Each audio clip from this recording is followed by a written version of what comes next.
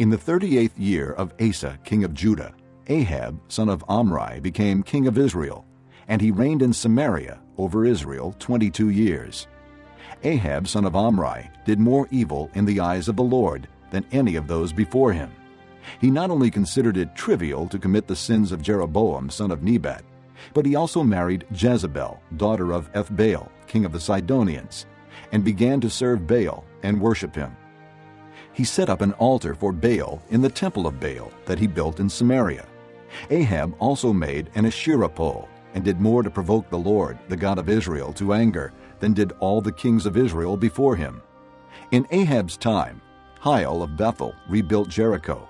He laid its foundations at the cost of his firstborn son Abiram, and he set up its gates at the cost of his youngest son Segub, in accordance with the word of the Lord spoken by Joshua, son of Nun.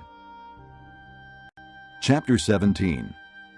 Now Elijah the Tishbite from Tishbe in Gilead said to Ahab, As the Lord, the God of Israel lives, whom I serve, there will be neither dew nor rain in the next few years except at my word. Then the word of the Lord came to Elijah. Leave here, turn eastward, and hide in the Kerith ravine east of the Jordan. You will drink from the brook, and I have ordered the ravens to feed you there. So he did what the Lord had told him.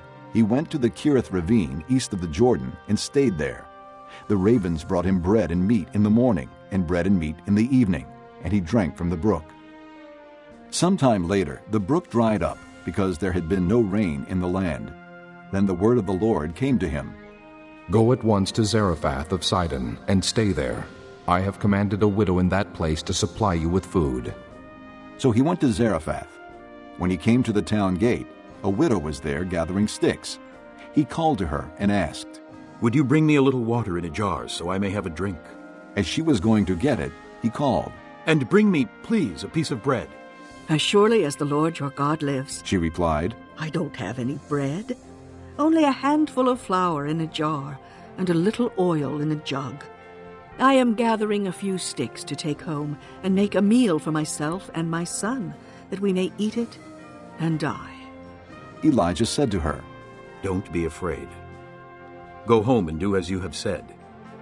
But first make a small cake of bread for me from what you have and bring it to me.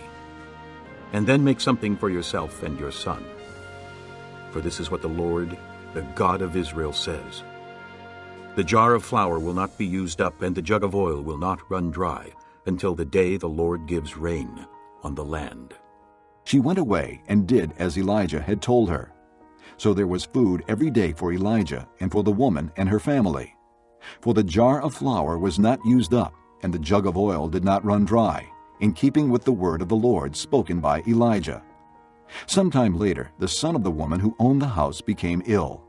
He grew worse and worse, and finally stopped breathing. She said to Elijah, What do you have against me, man of God? Did you come to remind me of my sin and kill my son? Give me your son, Elijah replied. He took him from her arms, carried him to the upper room where he was staying, and laid him on his bed. Then he cried out to the Lord, O Lord my God, have you brought tragedy also upon this widow I am staying with by causing her son to die? Then he stretched himself out on the boy 3 times and cried to the Lord, O Lord my God, let this boy's life return to him. The Lord heard Elijah's cry, and the boy's life returned to him, and he lived. Elijah picked up the child and carried him down from the room into the house. He gave him to his mother and said, Look, your son is alive. Then the woman said to Elijah, Now I know that you are a man of God, and that the word of the Lord from your mouth is the truth. Chapter 18. After a long time, in the 3rd year, the word of the Lord came to Elijah. Go and present yourself to Ahab, and I will send rain on the land. So Elijah went to present himself to Ahab. Now the famine was severe in Samaria, and Ahab had summoned Obadiah, who was in charge of his palace. Obadiah was a devout believer in the Lord. While Jezebel was killing off the Lord's prophets, Obadiah had taken 100 prophets and hidden them in 2 caves, 50 in each, and had supplied them with food and water.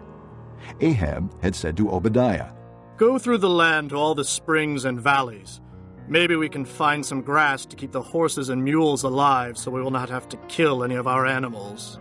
So they divided the land they were to cover, Ahab going in one direction and Obadiah in another. As Obadiah was walking along, Elijah met him. Obadiah recognized him, bowed down to the ground, and said, "Is it really you, my lord Elijah?" "Yes." He replied. "Go tell your master, Elijah is here." "What have I done wrong?" asked Obadiah. "That you are handing your servant over to Ahab to be put to death? As surely as the Lord your God lives, there is not a nation or kingdom where my master has not sent someone to look for you. And whenever a nation or kingdom claimed you were not there, he made them swear they could not find you. But now you tell me to go to my master and say, 'Elijah is here.' I don't know where the Spirit of the Lord may carry you when I leave you. If I go and tell Ahab and he doesn't find you, he will kill me. Yet I, your servant, have worshipped the Lord since my youth. Haven't you heard, my lord, what I did while Jezebel was killing the prophets of the Lord? I hid 100 of the Lord's prophets in 2 caves, 50 in each, and supplied them with food and water. And now you tell me to go to my master and say, 'Elijah is here.'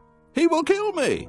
Elijah said, "As the Lord Almighty lives, whom I serve, I will surely present myself to Ahab today." So Obadiah went to meet Ahab and told him, and Ahab went to meet Elijah. When he saw Elijah, he said to him, "Is that you, you troubler of Israel?" "I have not made trouble for Israel," Elijah replied. "but you and your father's family have. You have abandoned the Lord's commands and have followed the Baals. Now summon the people from all over Israel to meet me on Mount Carmel, and bring the 450 prophets of Baal and the 400 prophets of Asherah, who eat at Jezebel's table." So Ahab sent word throughout all Israel, and assembled the prophets on Mount Carmel. Elijah went before the people and said, "How long will you waver between two opinions? If the Lord is God, follow him. But if Baal is God, follow him." But the people said nothing. Then Elijah said to them, "I am the only one of the Lord's prophets left, but Baal has 450 prophets. Get 2 bulls for us. Let them choose one for themselves, and let them cut it into pieces and put it on the wood, but not set fire to it. I will prepare the other bull and put it on the wood, but not set fire to it. Then you call on the name of your God, and I will call on the name of the Lord, the God who answers by fire. He is God." Then all the people said, "What you say is good." Elijah said to the prophets of Baal, "Choose one of the bulls and prepare it first, since there are so many of you. Call on the name of your God, but do not light the fire." So they took the bull given them and prepared it. Then they called on the name of Baal from morning till noon. "O Baal, answer us!" They shouted. But there was no response. No one answered. And they danced around the altar they had made. At noon, Elijah began to taunt them. "Shout louder," he said. "Surely he is a god. Perhaps he is deep in thought, or busy, or traveling. Maybe he is sleeping and must be awakened." So they shouted louder and slashed themselves with swords and spears, as was their custom, until their blood flowed. Midday passed, and they continued their frantic prophesying until the time for the evening sacrifice. But there was no response. No one answered. No one paid attention. Then Elijah said to all the people, "Come here to me." They came to him, and he repaired the altar of the Lord, which was in ruins. Elijah took 12 stones, one for each of the tribes descended from Jacob, to whom the word of the Lord had come, saying, "Your name shall be Israel." With the stones he built an altar in the name of the Lord, and he dug a trench around it large enough to hold 2 seahs of seed. He arranged the wood, cut the bull into pieces, and laid it on the wood. Then he said to them, "Fill 4 large jars with water and pour it on the offering and on the wood. Do it again," he said, and they did it again. "Do it a 3rd time," he ordered, and they did it the 3rd time. The water ran down around the altar and even filled the trench. At the time of sacrifice, the prophet Elijah stepped forward and prayed, "O Lord, God of Abraham, Isaac, and Israel, let it be known today that you are God in Israel, and that I am your servant and have done all these things at your command. Answer me, O Lord, answer me, so these people will know that you, O Lord, are God, and that you are turning their hearts back again." Then the fire of the Lord fell and burned up the sacrifice, the wood, the stones, and the soil, and also licked up the water in the trench. When all the people saw this, they fell prostrate and cried, "The Lord, He is God! The Lord, He is God!" Then Elijah commanded them. "Seize the prophets of Baal. Don't let anyone get away." They seized them, and Elijah had them brought down to the Kishon valley and slaughtered there. And Elijah said to Ahab, "Go, eat and drink, for there is the sound of a heavy rain." So Ahab went off to eat and drink. But Elijah climbed to the top of Carmel, bent down to the ground, and put his face between his knees. "Go and look toward the sea," he told his servant. And he went up and looked. "There is nothing there," he said. 7 times Elijah said, "Go back." The 7th time the servant reported, "A cloud as small as a man's hand is rising from the sea." So Elijah said, "Go and tell Ahab, hitch up your chariot and go down before the rain stops you."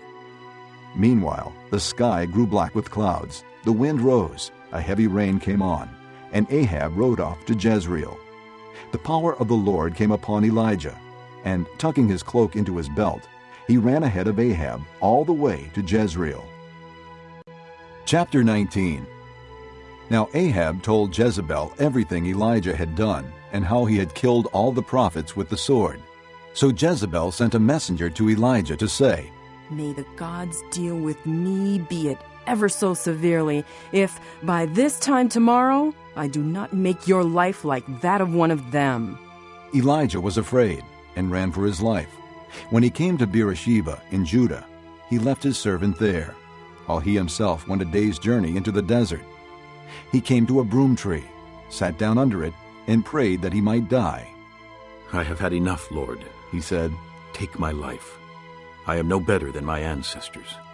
Then he lay down under the tree and fell asleep. All at once an angel touched him and said, Get up and eat. He looked around, and there by his head was a cake of bread baked over hot coals, and a jar of water. He ate and drank, and then lay down again.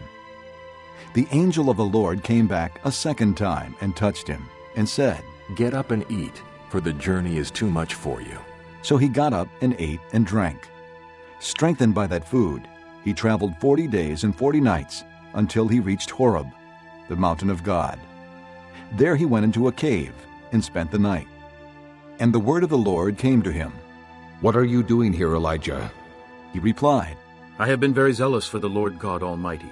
The Israelites have rejected your covenant, broken down your altars, and put your prophets to death with the sword. I am the only one left, and now they are trying to kill me too. The Lord said, Go out and stand on the mountain in the presence of the Lord, for the Lord is about to pass by. Then a great and powerful wind tore the mountains apart and shattered the rocks before the Lord, but the Lord was not in the wind. After the wind there was an earthquake, but the Lord was not in the earthquake.